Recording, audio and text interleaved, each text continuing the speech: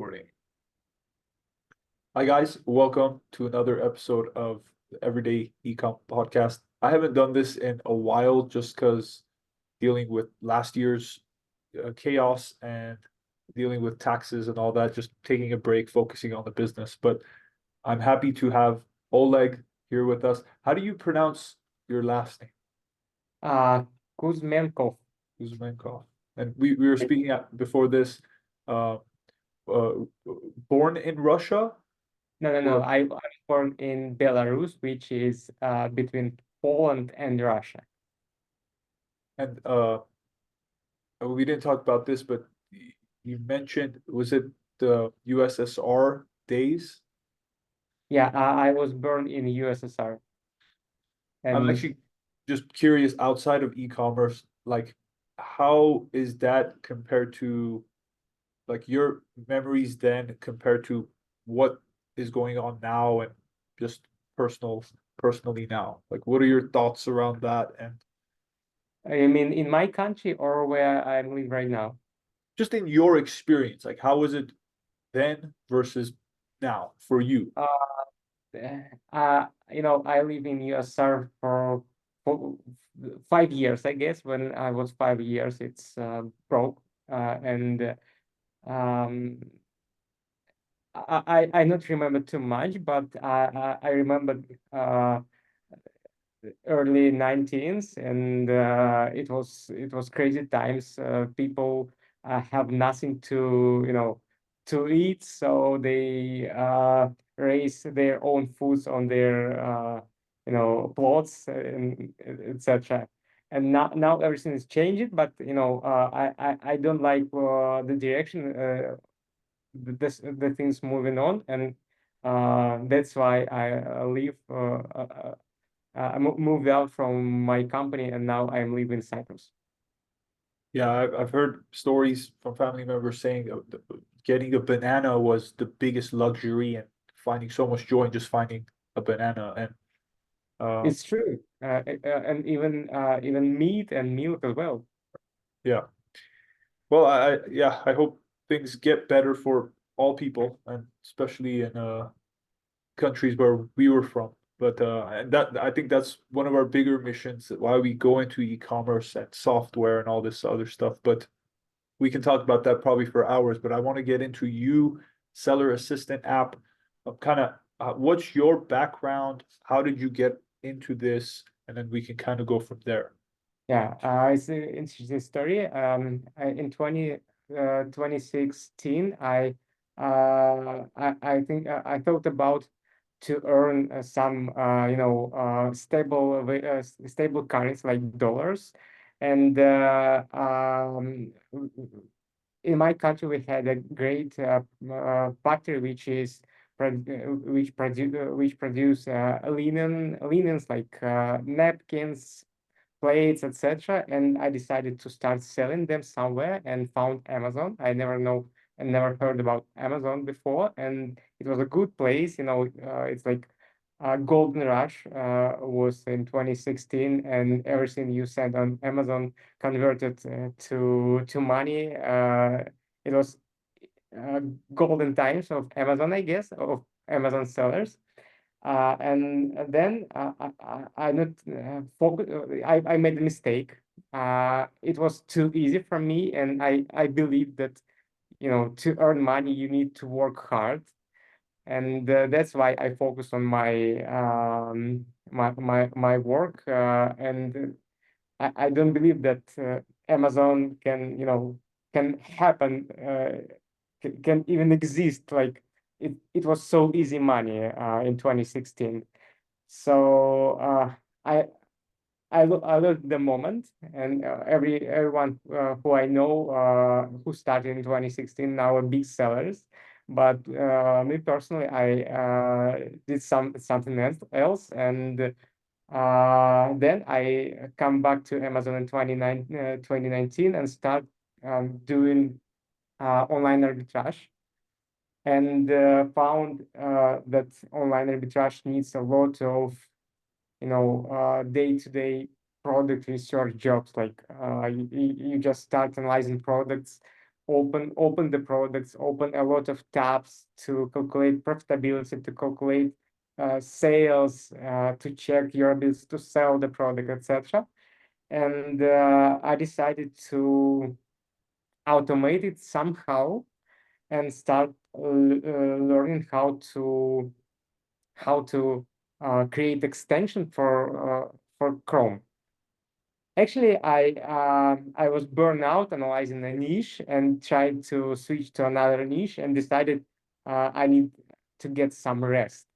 And the best rest is to do something else. And I started to learn how to create extension. And finally, I found myself with a very first version of my app on the presentation where I show it um, to the community of Amazon sellers, where I uh, um, was chatting sometimes, and the extension was appreciated by them. And this is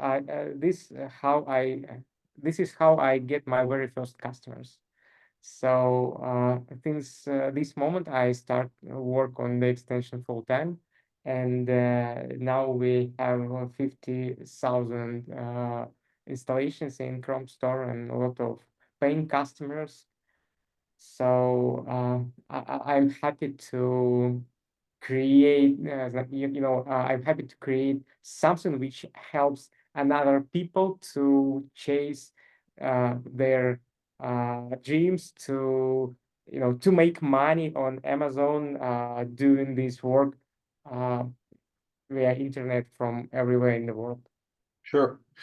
I love that, and obviously it's very hard to be an e-commerce or any online business without software. So I really want to kind of go into that. But you mentioned the target audience or who this is for, online arbitrage, wholesale, and it could support drop shipping as well. Yeah, let's start from the beginning. I developed a Chrome extension and also a software for Amazon sellers who do online arbitrage for sale and dropshipping on Amazon. Seller Assistant app is a Chrome extension mostly, which appears on Amazon product pages and search pages and shows most valuable information for sellers, like product price. It shows a big calculator where you can calculate your profits margin, break-even point. Also, it shows variations. It shows the um, reviews share between variations to understand which variation sold better. It shows a list of offers in one click, and it shows how many stock have the sellers who sell this product, and what is their buy box share. Also, the extension shows information like, some products is oversized or meltable or hazardous, contains hazardous materials, and uh, or you have a adult flag in the product description. So the extension shows all this information, because it's very important to know that before you made a purchasing decision from your supplier, right? And also it checks your ability to sell the product on under your seller account. So it shows, can you sell it or you need approval to sell this product? And all this information placed next to the product title, right, on Amazon product page, and you can see it's very useful and convenient to have it when you're analyzing 100 products for your business. Yeah, I see. And do you need access and connection to my Seller Central in order to see, for example, the ability to sell something? So obviously, if it's on Amazon.com, whatever information is there, the software can pull, but is there Right. any connection needed to Seller Central? Um, it is better if you connect your seller account to the software. In this case, the software use official channel to communicate with Amazon. It's called API, and the software use API. It makes API calls to Amazon to get some information about your account and about Amazon catalog. In this case, we get information about product directly from Amazon, and also we get information about prices and about get information about your fees estimate and your ability to sell the product. But in case you decided to do not connect, like you refuse to connect, right? For some reason. And in this case, the extension run a scraper in the background, right in your Chrome browser, and collect all this information from the Amazon pages. It's open Amazon revenue calculator in background, calculate the profitability. It's open the page itself, collect all the data about PSR, etc. And also it's try to open your seller central account. If you log it into seller central account, we fetch from the page with add to inventory button and check it. If it's work, we show the information that you can sell a product. If we see that you need approval, we show the information about you need approval, okay? And if you not log it into your seller account, seller central account, we cannot show this information, but we still can show information about your profitability, etc. I see. Okay, that makes a lot of sense. Yeah, Kind of moving on to, I have a lot of people that I know and a few clients at the warehouse that do wholesale. I think online arbitrage at our level and what we do is hard to service, like as a fulfillment warehouse, or even if someone wants help on, hey, how do I do this? I think that's more first year people trying to, without as much money, like invest, and then obviously softwares like this that can help them not invest too much or make good buying decisions. But wholesale is still thriving really well and scalable. What would you recommend or suggest to wholesalers in 2024 and maybe going forward? Like, what do you guys see as a software, and what are some ways that they can improve and increase their business? yeah. We may mainly focus on online arbitrage sellers who just starting, but we also have a lot of wholesale sellers, and I see that those sellers who invest in optimizing business processes are get succeed. So sellers who have a strong team as well get succeed. So if you try to do it by yourself, usually you burn out because there are a lot of things to do on daily basis, and it is better to invest in building your team and optimizing processes inside your team. So everything else is will be a result of the teamwork. So team is first, and optimize processes as well, very I see. important. Okay, then maybe really quickly on the OA businesses and process. Do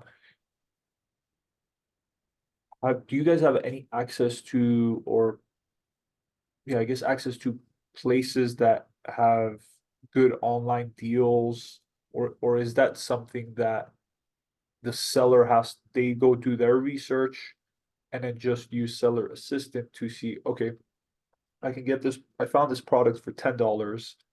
Now let me go on Amazon to see using seller assistant. Okay, it's selling for 30. Is there margin? Can I sell it? etc., etc. Like, do you guys have any advice on the other side, on the buying side, or is it just okay, whenever it's on Amazon, here's where we can help you? Um, you know, as a software developer, I focus on building a tool which help users to get things done in analyzing field. And my goal to provide as much uh, all the information they need to make a purchasing decision. But also, I know a lot of people use some automation approach to get some leads. People use they buy also people buy a list of online arbitrage leads where you just subscribe to a software which show you a list of where you can buy the product to sell on Amazon and under which agent you need to sell it to get profit. And uh, also some people hire a virtual assistant who do product research for them. And uh, I got the idea to connect those who analyzing products and looking for products and sellers who need their very first product to sell on Amazon. And this idea was reworked and seller assistant deals appeared. Seller assistant deals is a marketplace where you can buy or sell online arbitrage leads. So, when you start selling on Amazon and trying online arbitrage, you probably have some money to buy very first products, but you have no idea where to start from, and you need a very first product leads to buy from a supplier and start selling on Amazon. But if you experienced seller, you usually have a process which is work for you and generate a lot of leads, and you have exceed leads which you never going to sell on Amazon, but it's like spare leads, information about product, right? And you never buy product from some suppliers, for example, because they are not your category, for example. Or if you experience a virtual assistant who focused on analyzing products and sourcing products for sellers, and you have information about leads, you can go to seller assistant deals and sell them to newbies who just started to sell, who looking for products and have Yeah. money looking for products. And I also developed a marketplace where I connect sellers and buyers of online arbitrage leads. Nice. Uh, I love that. I love that a yeah, lot because uh, like outside of software as a service, more like a more opening up a marketplace, like I just love that idea. But my question that I'm thinking, like, okay, if I could go back and I have $5,000 and I want to get OA deals and find them. I look at Target, I look at whatever. How would I guarantee and make sure like, okay, I want to buy 100 units of this headset. It's a great deal. How do I guarantee and make sure that I can sell this on Amazon without patent infringement, copyright infringement? Do I need invoices? Do I not need invoices? If I sell 10 units, okay, it might be fine. Is Amazon going to come back and say, hey, where did you get this from? Is this legit? Is this not? I have that worry. I don't want to spend 5,000 buying this and now I can't sell it. I know you guys don't deal with like the legality and that's on the seller, but like, is there any thoughts around that? And yeah. So first of all, if you start selling using online arbitrage approach, it's better to avoid buying products from sellers on eBay or Walmart, for example. You can buy directly from Walmart because they have a genuine product. But if you buy from a seller who sell products on Walmart, it's better to avoid that. And so, for example, you found the product, you open seller assistant app, and or you find the product on Amazon. You see the seller assistant app next to the title and image, right? You calculate your profitability. You see the margin, and you love it, right? You're going to start selling them. But what you need to check before? First, you need to know, can you sell this product on Amazon or not? If you can, if Amazon require you to provide invoice, maybe you have no invoice because you have a receipt, right? And receipt is not invoice, and Amazon will not open this brand for you. So just skip it, right? But if you see that if you see a green log on seller assistant app, green open log, it means you're allowed to sell this product. So you just buy it and sell it on Amazon. Also, you need to check a red triangle in the seller assistant app, which is IP alerting feature. We have advanced IP alert integrated to the Seller Assistant app, which shows a lot of information about what happens to seller who sell this product in the past. We collect this data directly from sellers, anonymize this information, and put it into our database. And we see if someone get IP complaints or safety issues or something else related to this product, right? So if you see, for example, some intellectual property claims from brand owner, it's better to avoid selling this product, right? Yeah, and we show this information. There are a lot of different software who show IP alerts and features, but just imagine if you get email from Amazon with a claim, right? Uh, what would you do? You probably think about how to save your account, how to read off of this claim. You never send the email to database.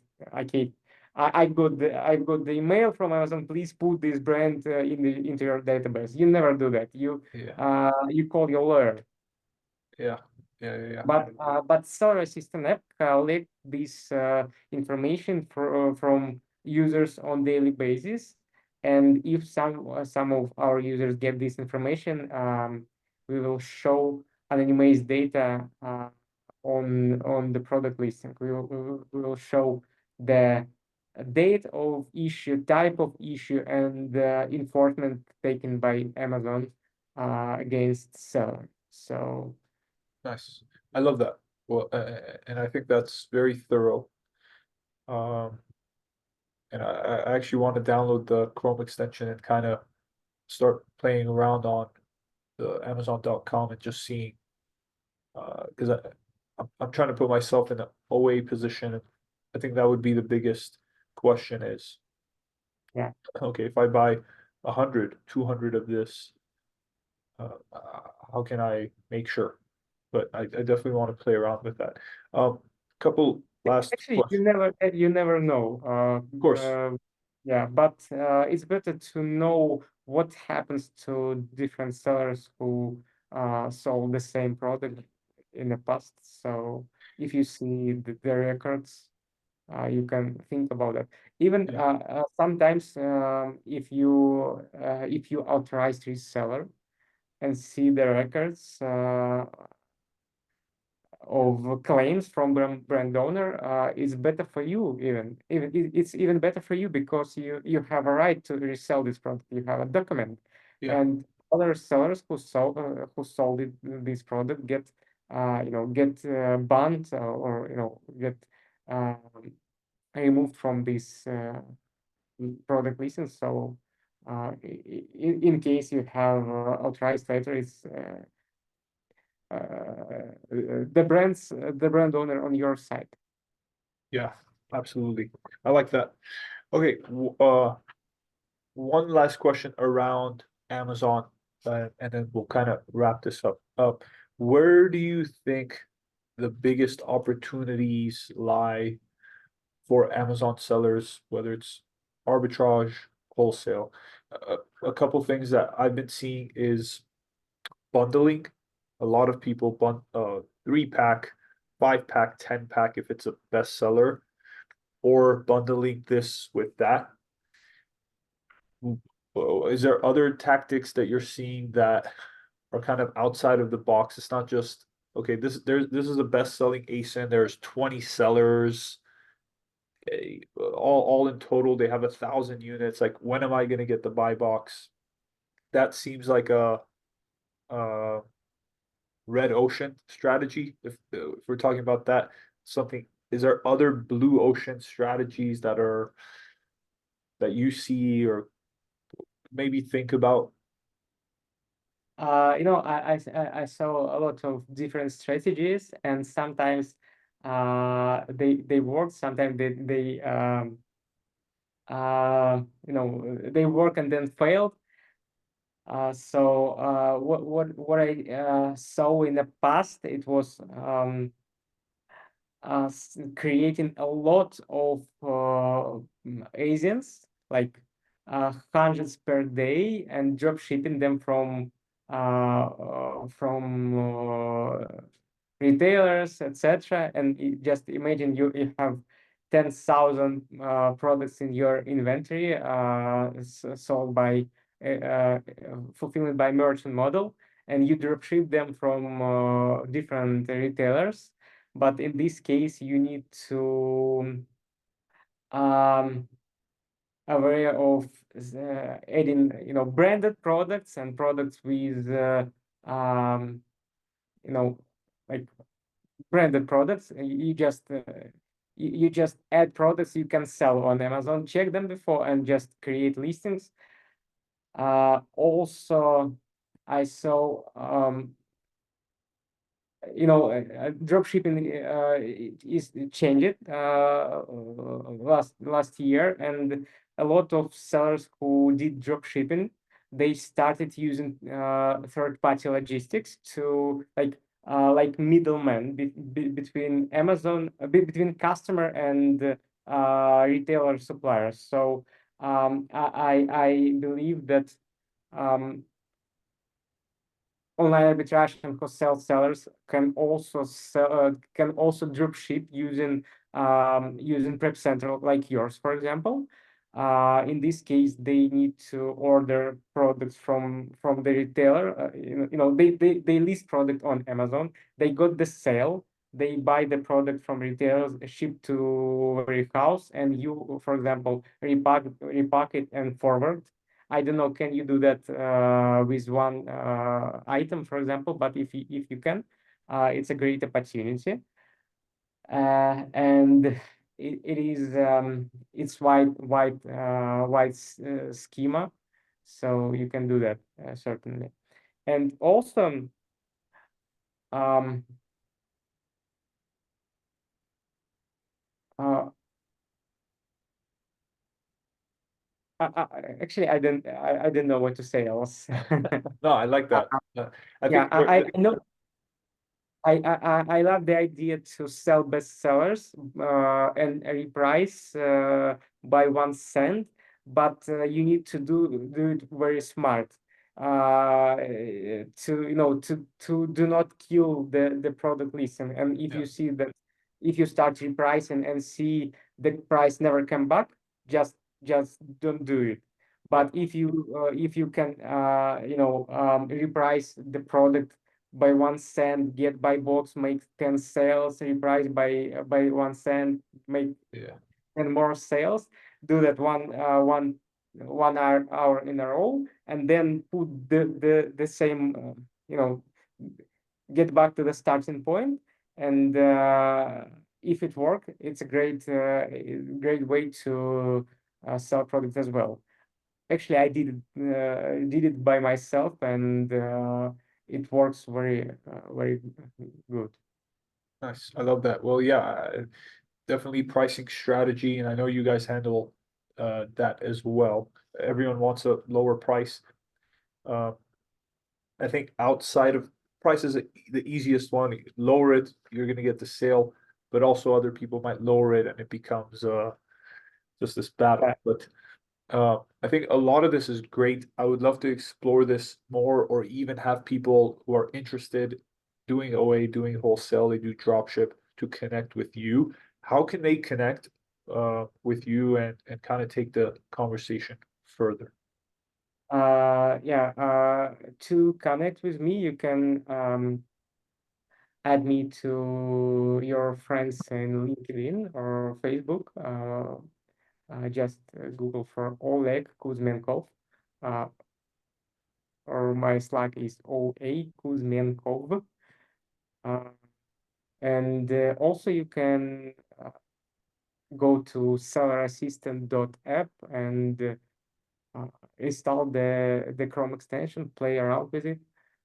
And if you have any ideas or suggestions, just text support and ask them to forward the message to Oleg, and they will inform me. Awesome. Sweet. Well, I'm gonna leave all of that, those links, the social, the Slack, and obviously the Okay. website in the description. And if you guys want to connect, please feel free.